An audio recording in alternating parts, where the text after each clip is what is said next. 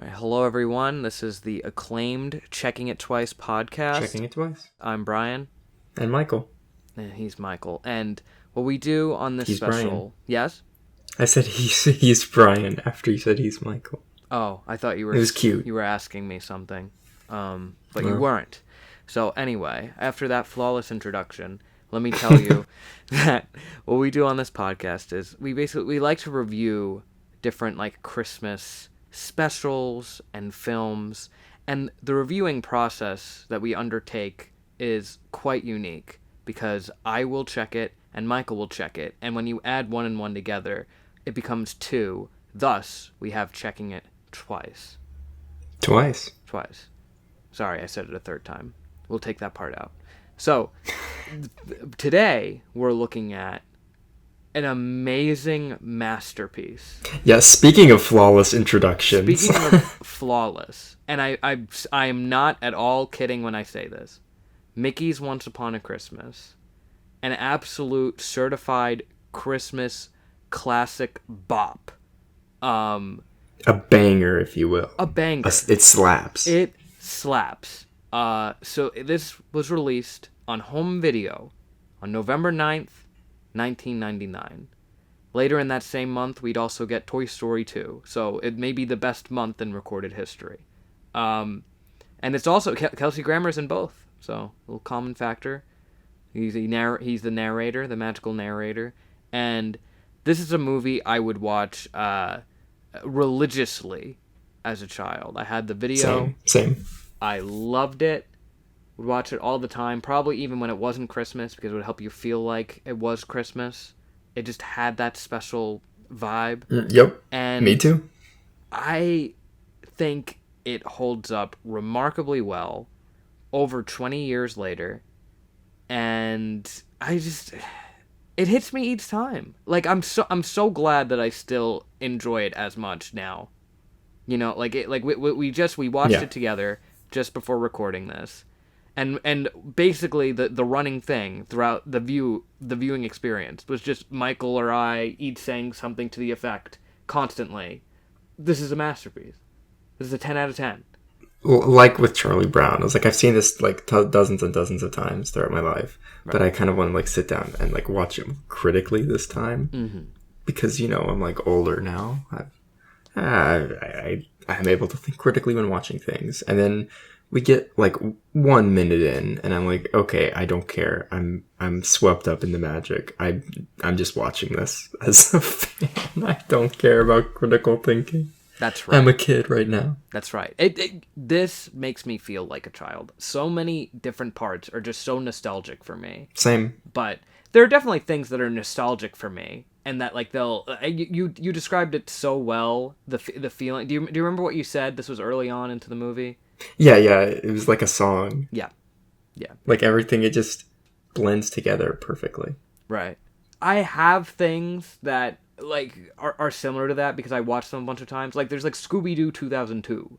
I'm sure elements of that feel like a song when I watch it, but I could still watch it and be well, there's stuff I like, but I don't know if this is I wouldn't go around calling it a masterpiece. So it's not just my nostalgic goggles that are making me view it this way. No. This is a true work of art. Mickey's Once Upon a Christmas is fantastic. So let's get right into this. The feeling that you wait to feel all year.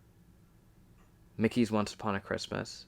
Starting with the first segment. Because here's the thing. If you're not familiar, this is not any ordinary movie. It's divided into 3 segments, and Michael and I both individually came to the conclusion and made the joke to each other that this is the best Treehouse of Horror special ever. And not only is it the best, it is. It's probably the first one that each of us saw. Yeah, I can't imagine myself watching anything else with this style of storytelling. It also was probably my first Christmas movie, and I feel like it was my first time loop story, which transitions us perfectly. Thank you to myself, a little pat on the back, to Donald Duck Stuck on Christmas, the official title of segment 1. Because Michael, we love Christmas. We love it a lot. We're doing a whole podcast about specials that are just inspired by it. We are? But We can't have that feeling all year. If we have it all year, it's not special. It's not. It's just waking up and driving to work kind of a feel. Look, subversive masterpiece of a Christmas film that Mickey's Once Upon a Christmas is. We get 5.5 minutes in and Christmas is already over. It's over. Because it starts with Donald and Daisy and Huey, Dewey, and Louie. They're all gathered together. With Scrooge and Aunt What's-Her-Face, Aunt Gertie, who's not in any other Disney thing, I don't think. I think she's just in this, as far as I know. They're all getting together for Christmas, and you think that's gonna be it, and it's the end of the day. And I feel like, I especially, you know that feeling when you're a kid when the end of Christmas Day approaches and you're just so sad. Yep. Because a year is going to take forever. I still even kind of feel a sense of this, even as an adult. You're like, oh my gosh, it'll be a whole year to Christmas again? This sucks. Like honestly, this short, like kind of captures the feeling of like when the living room is all blue, kind of sad. Everyone's still there. It's like, it's not the same as it was when I woke up. Like, that's visually just invoked the same feeling. So that's just how strong the visual storytelling is. That's right. In Mickey's Once Upon a Christmas. That's Donald Duck. Stuck on Christmas. That's right. 1999. And you know who was stuck on the premise of Stuck on Christmas? Probably Butch Hartman, because he stole it for that Fairly Odd Parents episode, didn't he? He just stole it. You remember? Maybe. Do you remember? Didn't Timmy wish for Christmas like over and over? Probably. I don't know. You don't remember? Oh, that was I just remember the It's a Wonderful Life episode. No, that was absolutely an episode of Fairly Odd Parents. And look, I know that this is based on the short story by William Dean Howells, the author we all know. I was about to say that too. Yeah, William Dean Howells, Christmas Every Day, the 1892 short story. But we all know Mickey's Once Upon a Christmas, Donald Duck Stuck on Christmas, perfected it, okay? So, and that's not the only classic story that Mickey's Once Upon a Christmas perfected. That's right. But we'll get to there when we get to there. Oh, yeah, we'll get to there. Don't worry. We'll take you there. Yeah, because what starts happening is the boys, you know what they do? They make a wish on a star, and they wish for it to be Christmas every day, and they get their wish, and they're really happy about it. They just kind of go with the flow. They're not like, what? Like, they're not that puzzled. They just see like each day on the calendar. I mean, they get their wish. Like, what do you want them to do? Like, oh, never mind. I wished for it rhetorically. No. But Michael, here's the thing. I'm half expecting, like any other time loop narrative, that we're gonna have to go through a prolonged period of them being like, what? What's happening? I'm confused, before they can start enjoying it. But like right on like the first time they loop, they're like, oh, cool. We could like sled more and stuff. Like, this is great. Yeah. Because as any like true kid would feel, I assure you. Right. And I think that's helped by like the abbreviated run times of each of these. They're all like, like about 20 minutes apiece. And, they are very economical in their storytelling, but they never feel rushed. Like, they're all the perfect length for the stories they're trying to tell. Which there's a lot of irony to that, because this whole story in this first one is all about something that goes on way longer than it should. Christmas every day for a very long time, Michael. Yeah, we were looking through the little montage of how many times like the calendar flew by, and I would say it was like at least a year's worth of Christmases that these triplets have lived through. Yeah. Well, these triplets knowingly have lived through, right, and everyone else have lived through unknowingly. Yes, without consciousness, because they didn't make the wish, so they're just doomed to eternally repeat the cycle. And I was looking because the montage starts happening where we really get the loops quicker and quicker, and I like how, because it's like formulaic at first of like, okay, you're gonna always get these beats. And then it starts kind of playing around, like you'll hear something off screen, or it'll like cut to less of them, and it gets just erratic and like a fever dream with like the dissolves and everything. And once they start showing those like calendar pages with the little December 25th on them fly by, like I tried to, like, it's impossible to count, but it looks like it's at least like 200 of them that fly by, but I'm sure that it's at least like a full year, a year's worth of Christmas. In fact, we headcanon, we think it's been like eons of Christmas. Like millennia has gone on for Huey, Dewey, and Louie, and they're just trapped. Christmas, like post Christmas, December 26th becomes the new Christmas because they're just anticipating it so much. That's brilliant, Michael. And it feels like it never comes. Well, because that's the thing. When you keep having to live the same events over and over, it starts to feel meaningless. They get so tired of it.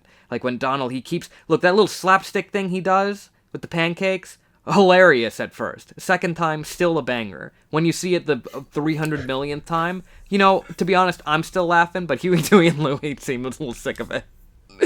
I'm just kind of like, yep, yeah, no, they could like wag their little finger and mime the whole thing. But look, any good time loop story is about nihilism, right, Michael? So that's why they say we got to do something to liven things up, and that's when they go, all right, let's be bad little boys. And how does that go for them, Michael?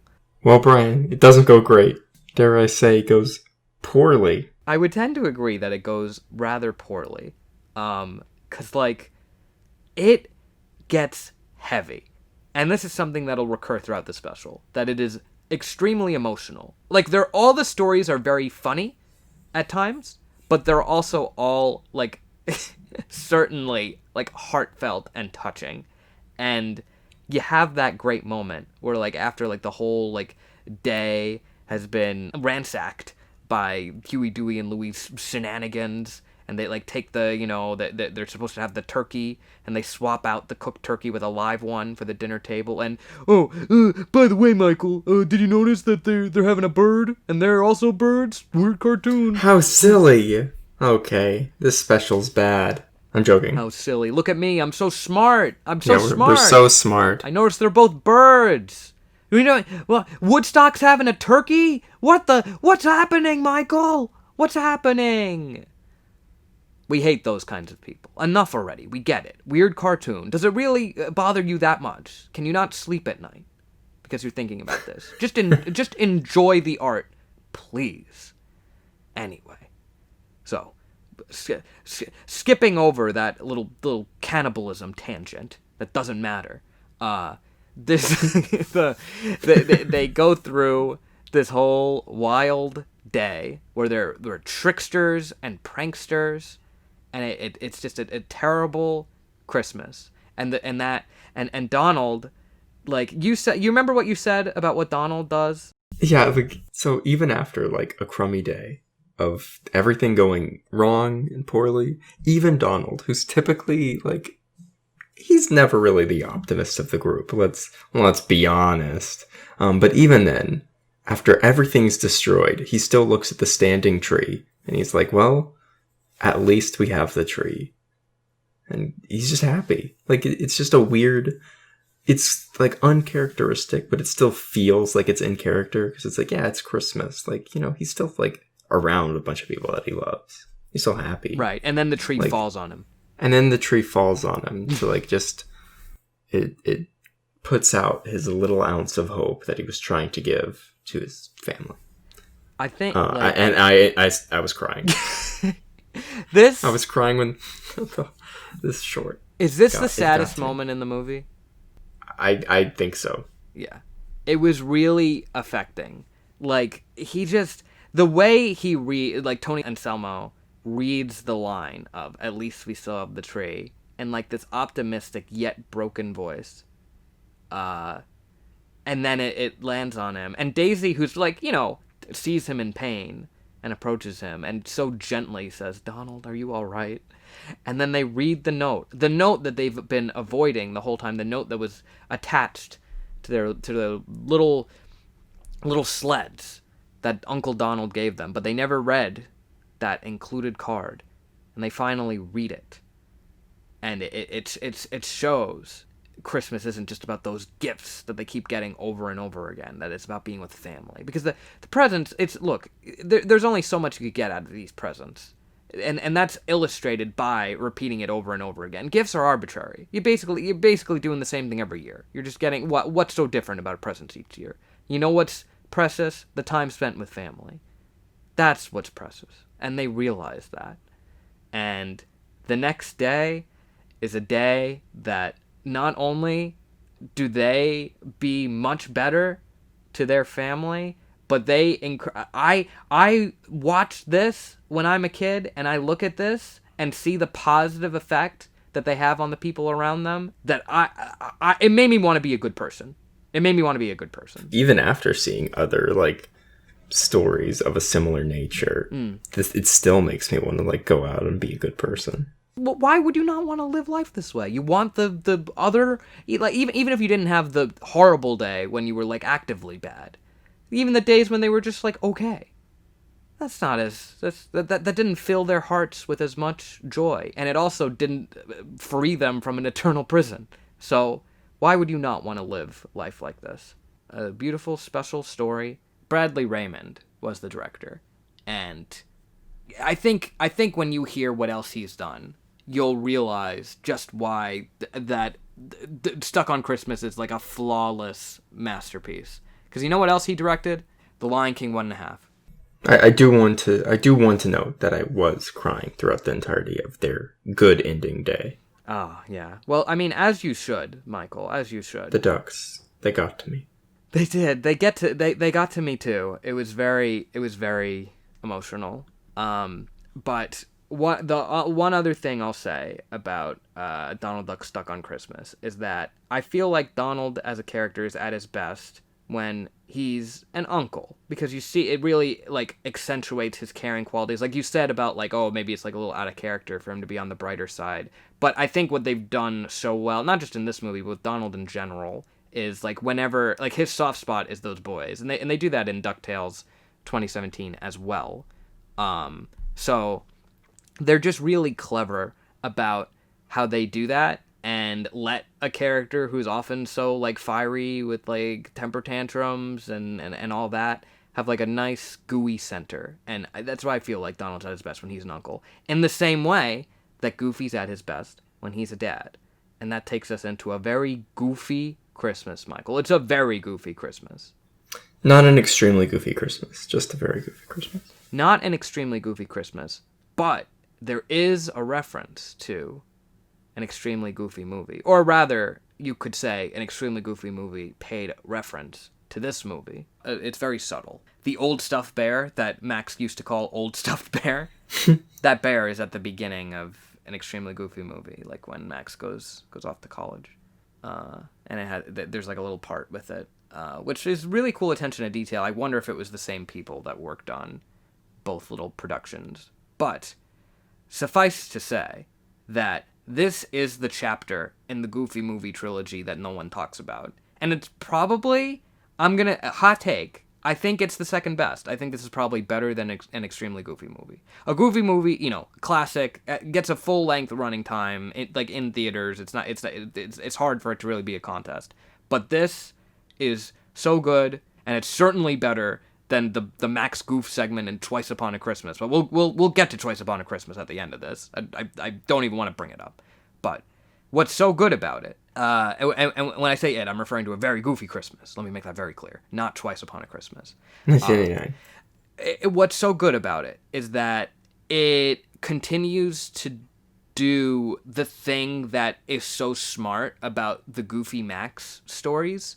And what's so smart about them is it allows there to be a perfect balance between slapsticky shenanigans and like an emotional story.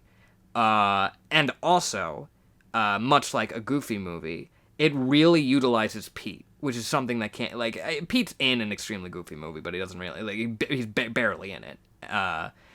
But this utilizes Pete as like a kind of grounded quasi-antagonist that shows like kind of like the cynical angle of like how you could, bring up your kid and like being more realistic and stuff, and like you have that dynamic, which I feel like is also essential, because it's not like he's the villain of this piece, so to speak, and he's not the villain of a Goofy movie either.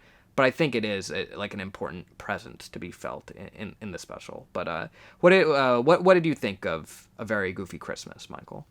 I liked it. I do personally think it's the weakest of the three, but that's not because it's weak. It's just because I like the other two more.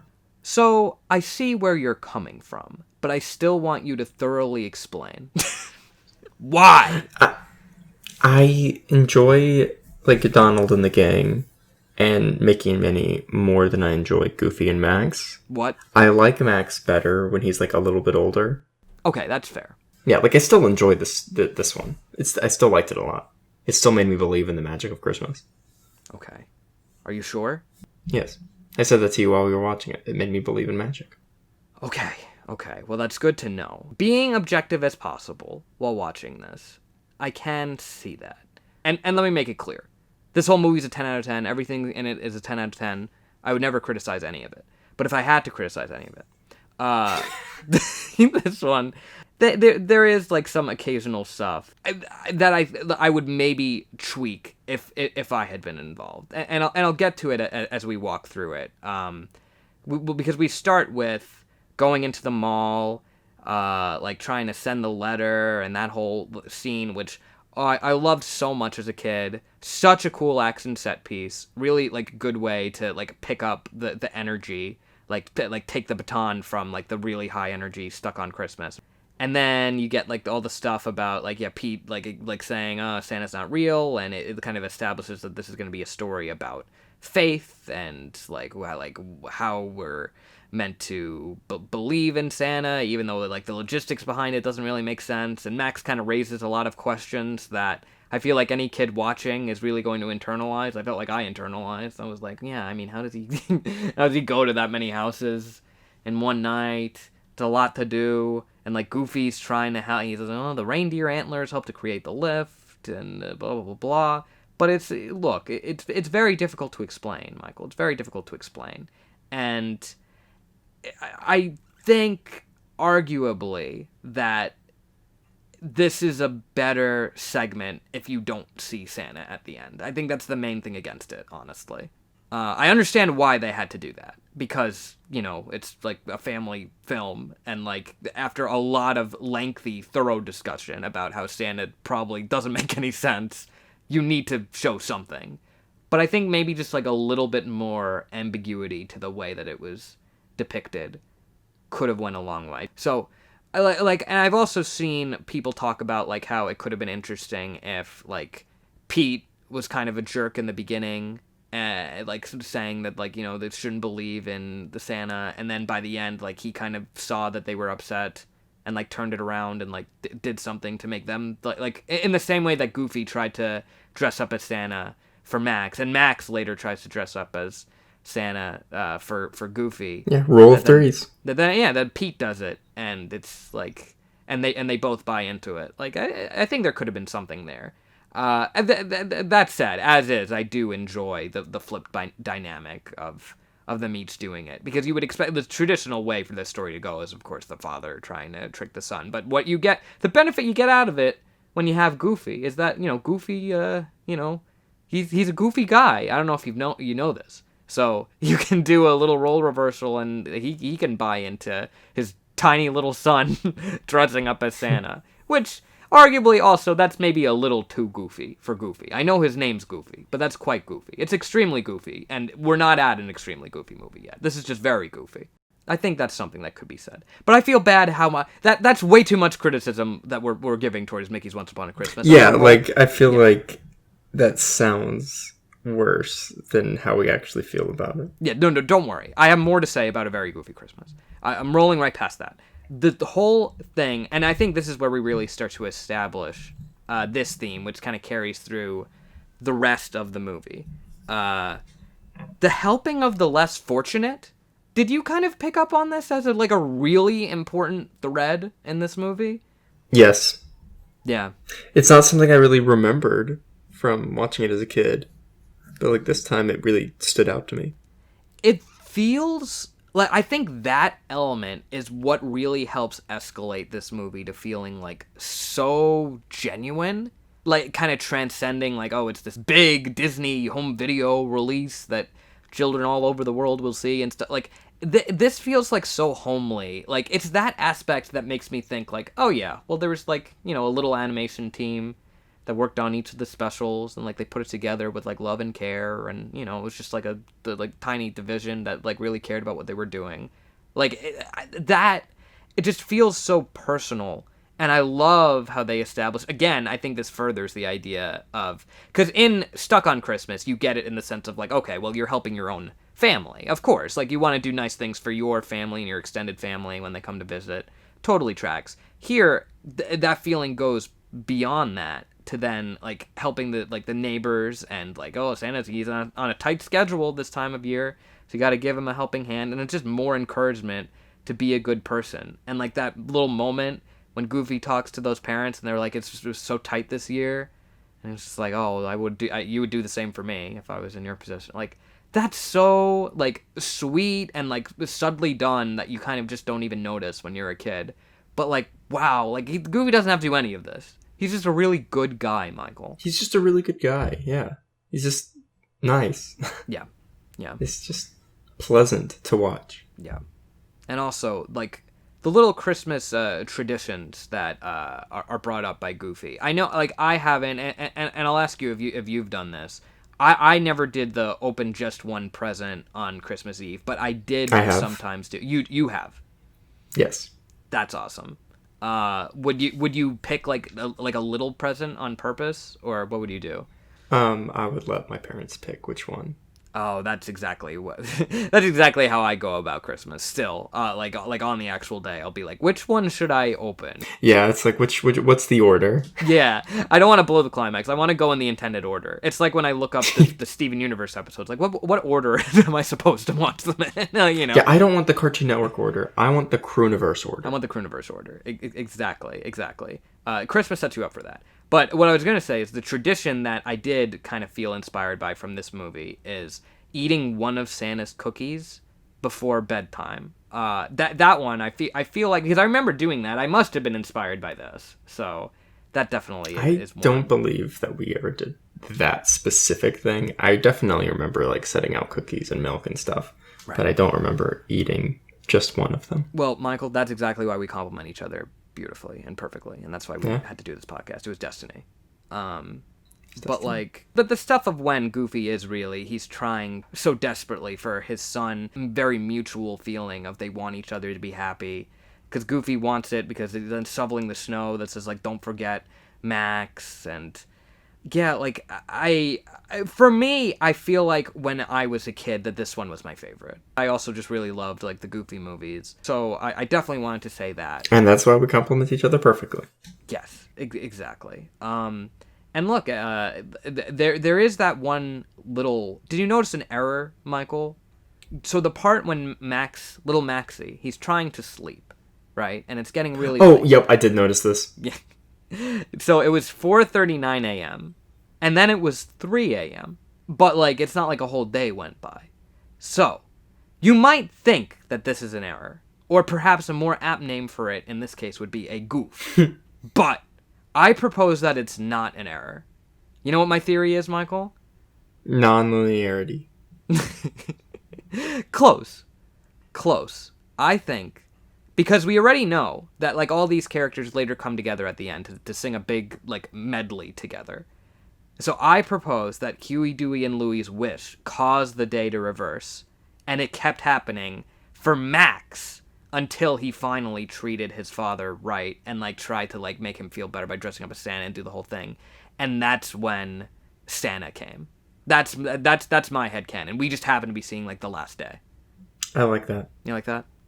That's my theory too. I thought of that while watching the movie. I've never thought that before, but that's what I'm throwing out there. So I hope that they never fix that error, and they probably never will because it's been 21 years. Yeah, if they would have fixed it, it would have been for the Disney Plus release. Yeah, exactly, and they did not. So, and look, those closing lines with the every year I ask for the same gift, your happiness, and Max saying, "Oh, I got you the same thing." Come on, that's precious. Like, no, yeah, it's perfect. It's perfect. And then he goes, and then at the end, he shares his present with little Jimmy next door. He's like, he's still helping the less fortunate. So they didn't forget about that. That wasn't just a tangent. That's a whole part of it. It's not just he got that, like, skateboard he wanted. It's he's going to share. He's going to share the magic. So it's still, look, criticism be darned. It's a 10 out of 10. I don't care what I said. In fact, I'm mad at myself for saying anything negative about it. There's co-directors on the Very Goofy Christmas. One of them is June Falkenstein. What she directed, and this is really cool, she directed the Tigger movie. And I feel like I maybe a citation needed. That, like, I know it's not like part of the Walt Disney animation canon, like of like the 50 plus features. It's not considered among those, but is that the first Disney animated theatrical release directed by a woman? Is it? It might be. Maybe. The Tigger movie is great. It was something that was supposed to be direct to video, but then they were like, "Yo, this movie's baller. It's going in theaters." Like, that's what they said. Look, I'm reading the test screening notes. Yeah. The kid said, "This is baller." No, I wasn't laughing at you saying it. I was laughing for some other unrelated reason. Right. So that was one of the two directors on it. The other one was Bill Shears, an assistant director for Beauty and the Beast: The Enchanted Christmas. Oh, actually, you know what? I'm glad I checked that. That, Michael, because there's a little reference to The Enchanted Christmas and A Very Goofy Christmas. It's that like angel thing that they put on the tree. You know, your boy Bill Spears was putting that in there to pay tribute to his 1997 work. So I think that brings us to Mickey and Minnie's Gift of the Magi, based on another short story from 1905 by O. Henry. And when I say O. Henry, I don't mean like it's like O apostrophe Henry. I mean O period Henry, which is a pen name for William Sidney Porter.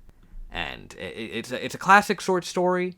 Whether or not you've read it, I remember in English class one year, I feel like it was in like 8th grade or something, we read it the last day before Christmas break, and I distinctly recall someone in the class saying, "Wait, this reminds me, this is like Mickey's Once Upon a Christmas," which made me very happy to hear. I remember thinking a very similar thought the first time I heard the actual story. Really? And I was like, yeah, oh my gosh, that's like Mickey. It's a story about being not fancy or flashy. And this gift can be given by the rich or the poor. It's a gift of the heart, and it means so much more. And Mickey and Minnie in this special, look, say what you want about the mice of the Disney main cast, and like people say like Mickey's like boring or whatever or whatnot. They in this one, they are so like, this is probably the most loving that they've ever been towards each other. Like, no, like they're so sweet in this. Yeah, I was thinking the same thing. Like, even their pets are like, oh, look at them. They're so cute. And it's definitely, it's heightened by a few things. One is their poorer status, which again continues the meditation on being less fortunate. And it kind of heightens it the most you can, because it's literally saying, like, Mickey and Minnie are poor. Like, it's not even just like, oh, well, Goofy and, they're fine, but they're just helping support people over there. No, your icon, your Mickey and Minnie, they're poor. They're poor people. That's interesting and representative in a fascinating way.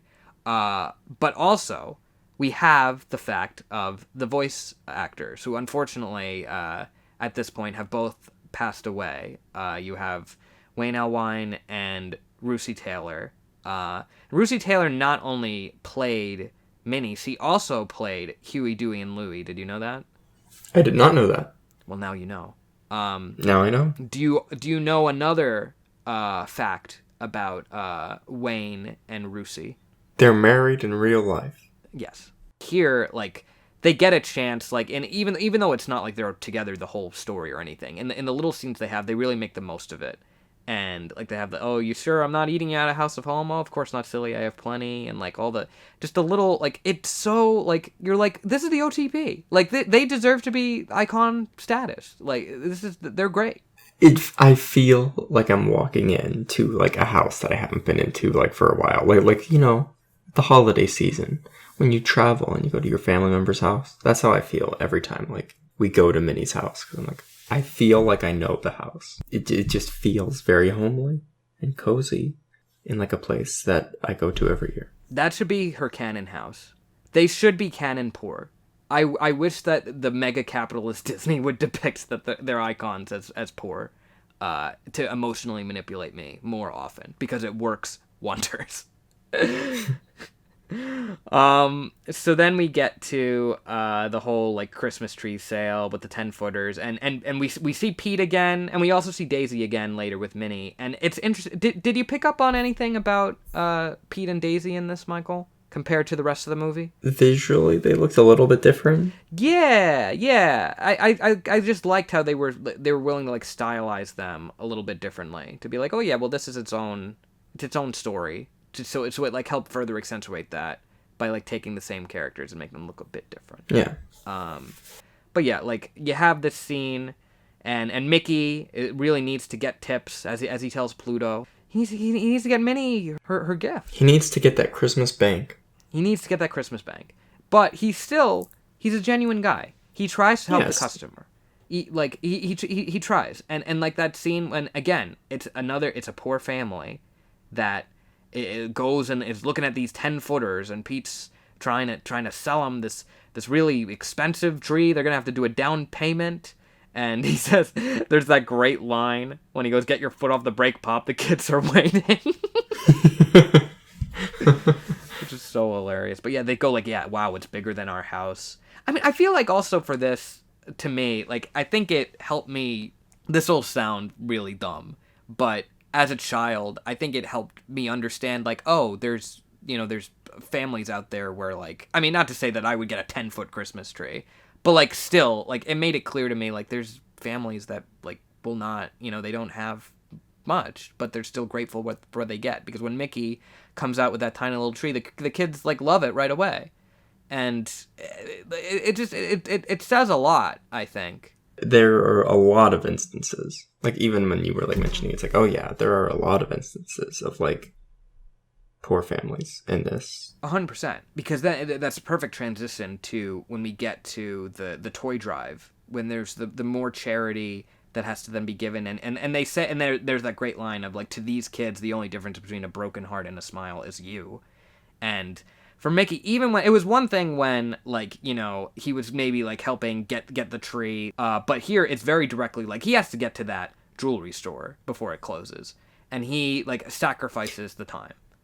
Yeah, like at first it was like, yeah, he's just at work. This is yeah, you're right. No, that's a really crucial detail. This isn't his job. This is just something that he does to make kids happy. And there's another detail that I really like that I feel like I kind of like took for granted previously. That the band that they're waiting on, because the whole thing, there's supposed to be a band and it's not showing up. It's because there's a fire that's set at Crazy Pete's, which is sort of like his comeuppance for being a greedy jerk.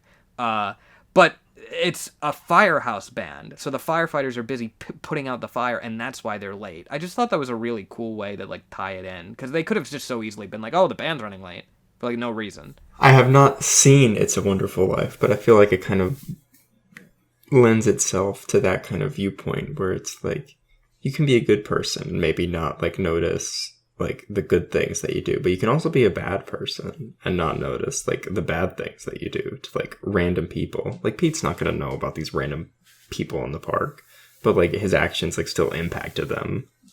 That's really interesting, Michael. You're 100% right, because it's not like we even see like his like we don't see Pete again after he has his little comeuppance, like probably like halfway through this. And that's really interesting. The other thing I would then say is the other half of the story. I feel like, again, if then someone was to criticize it, but I'm not even going to give it this criticism, they could say, well, Minnie's side of the story is maybe a little bit undercooked, because we just kind of cut to her once in the middle of the Mickey stuff, because she's trying to get her Christmas bonus and be like a really helpful helper for Santa, or like whatever her job is with like the gift wrapping and whatnot. And look, she gets that bonus. She gets the bonus, but that bonus, what's the bonus? Fruitcake. It's a fruitcake. And he said, "Oh, no need to thank me. The expression on your face is thanks enough." It's Mortimer. I like the detail that it's Mortimer. And you know what else I like that Mortimer says? What do you like that he says? When he said that he was making a list and checking it twice. Checking it twice? Exactly. So I like that too. So the thing is, like, they show that, and it's like, okay, so Minnie's clearly, it's like, they show that she's failed in making the money necessary to get the gift for Mickey. And then she's like, oh, well, what am I going to do? And, like, it kind of, like, cuts away from her on that. Like, it definitely is, she has, like, decidedly less screen time than Mickey. But I feel like, and I'm sure an argument can be made either way, but I think that it sort of is a smart choice to not show both of them getting the exact gift that they're getting and the sacrifices that they make to get it. No, yeah, like it treats the audience like with respect. Yeah. Because then it's like, all right, then it's just inevitable. You know where it's going. And yeah, he trades in his harmonica, but then Minnie gives him a case. He gets her that great chain that would attach to her watch, but she gave up the watch. And it just shows, they complete each other, Michael. They complete each other. Like, what do you think? What do you think in terms of the message of the gift of the Magi? What would you say that it's about? I mean, I know this special said it, but I would say that it's about love and about getting things for one another. Not just to be like, okay, I have to do it because it's like Christmas, so I have to meet the quota of gift giving. But just because it's like, yeah, I just like hanging out with you, and I want to give you something because I like hanging out with you. Right. It's heartwarming, and it makes me believe in love. 100%. Mickey and Minnie making me believe in love. And I think the sacrificial element is definitely really interesting, because so much it's usually just about like, oh, well then, you're gonna you just take some time to like figure out what's a good gift, and then you buy it for them. But here, when you finally like escalate it the most of like, all right, like you're treating your family nice and your kids, and like there's nothing really preventing you from doing so. And then it's like, okay, well, I'm gonna help my neighbors in the Goofy short when they're less fortunate. Here, they are not fortunate themselves, so they like are struggling to make ends meet.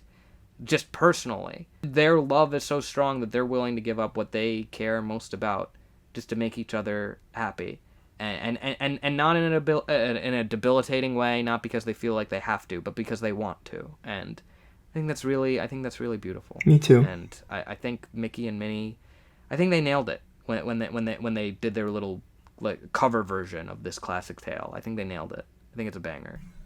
I absolutely do think that they did a wonderful job. Right. As well. And then last but not least, Toby Shelton directed The Gift of the Magi story. And where to begin with this guy? He directed The Return of Jafar, Michael. The Return of Jafar. The Return of Jafar. It was just going to be the pilot of the Aladdin show, but it was just so ambitious that they made it a direct-to-video film, and it created the reason for why there were even direct-to-video features in the first place. It started the trend. It was the first one that Disney did, and it was a huge hit. So you can thank Toby Shelton for Disney doing direct-to-video movies, and because they did direct-to-video movies, he got Mickey's Once Upon a Christmas a direct-to-video movie. So there you have it. So let's all give it up for Toby Shelton.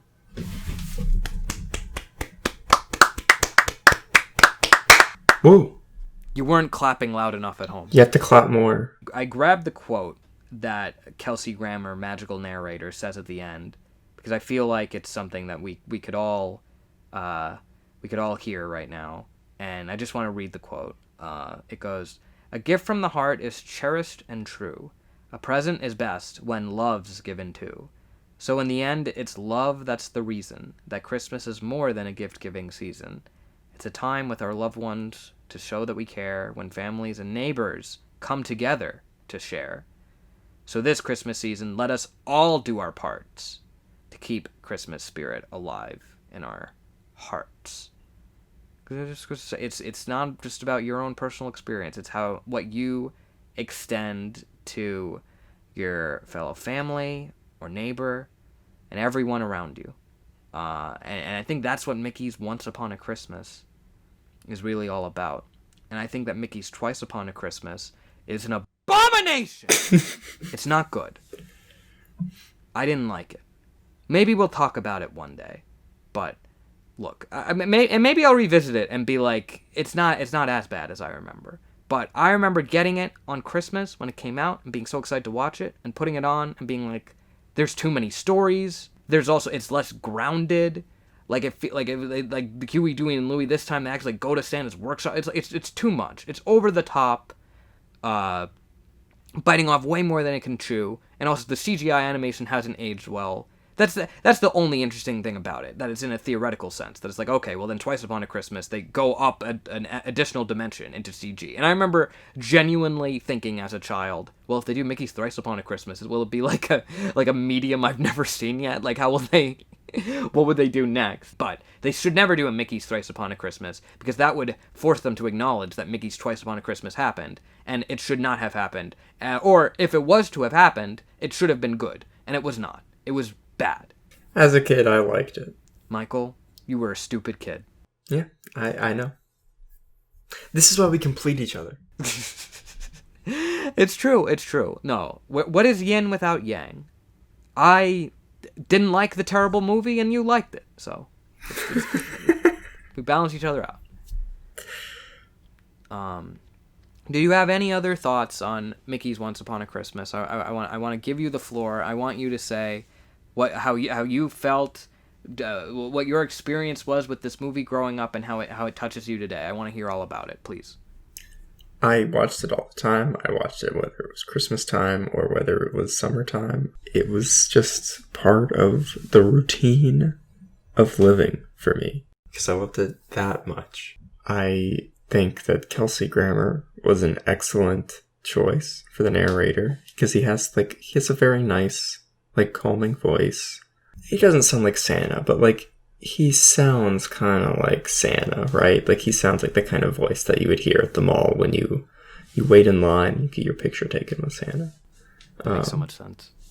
Yeah, there's a reason why they got him on the radio to do his show. It's a wonderful time. It really brings out the magic in the season. I was so excited, when it was starting up, and you get the narrator, even Yep. before any of the shorts. Yep. And you just see the house starting to light up. You get to the tree. It feels magical. I couldn't have said it better myself, Michael. It feels like Christmas. This movie feels like Christmas, perhaps more than anything. This really, this viewing really helps solidify for me. Yeah, no, I love this one. This is probably what will show us. It could have been the first Christmas movie I saw. I feel it seems quite possible, or at least the first Christmas feature length film. Seems very, very possible. And look, even though we're checking it twice, when we're going upon a Christmas, we do it once. We definitely don't do it twice. We don't talk about that one. But yeah, thank you for joining us for this detailed, in-depth breakdown of Mickey's Once Upon a Christmas and the 3 Treehouse of Horror-esque segments that were a part of it. I hope you enjoyed it as much as we did. And we'll be back next time with another Christmas-related piece of media. Which one is it? Can you tell us, Michael? Well, you'll have to wait and see. It's like a Christmas gift that you get to open up in your subscription feed. Wow. Michael, did you think of that on the spot? Yeah, I did. That's just... Wow. That's really good. I like that a lot. Okay. Well, thank you very much, and we will see you next time. Thank you for joining us for Mickey's Christmas Treehouse of Wonder. His Treehouse of Wonder. We got it. Look, he's got to do a Halloween-themed Treehouse of Horror. They could just call it Mickey's Treehouse of Horror at this point. They have the rights. They'll do it. They could literally do a Simpsons joke, and with the characters, an actual crossover, not just a reference. Yeah, Homer's like, you stole our idea. Come back here. Yeah. No, we bought the idea, huh? Anyway, thanks for listening. Thanks for listening. Take care. Take care.